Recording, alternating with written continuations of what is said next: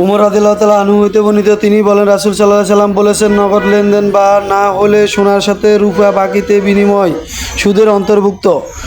আবু বকর বিন আবু সাইবা রাদিয়াল্লাহু তাআলা আনহু বলেন, আমি ও সুফিয়ানকে বলতে শুনেছি, তোমরা মনে রেখো সোনার সাথে রূপার বিনিময়।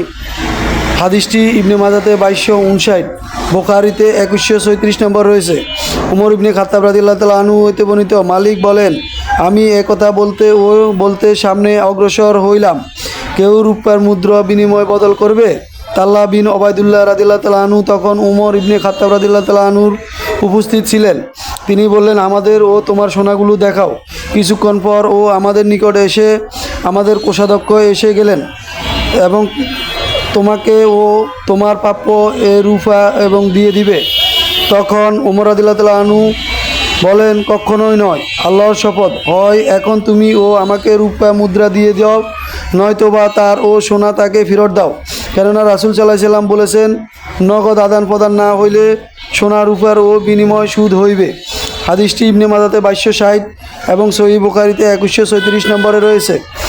আলী বিন মোহাম্মদ আবু তালিব রাদিয়াল্লাহু তাআলা আনহু হইতে বর্ণিত, তিনি বলেন, রাসূল সাল্লাল্লাহু আলাইহি সাল্লাম বলেছেন, দিনারের বিনিময় দিনার, স্বর্ণ মুদ্রা এবং ও দিনহারের বিনিময় দিরহাম।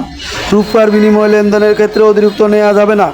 কারো রূপার প্রয়োজন হইলে সে যেন সোনার সাথে তা ও বিনিময় করে, এবং কারো সোনার প্রয়োজন হইলে সে যেন তার সাথে রূপার সাথে বিনিময় করে, তবে বিনিময় এই লেনদেন নগদ হইতে হইবে।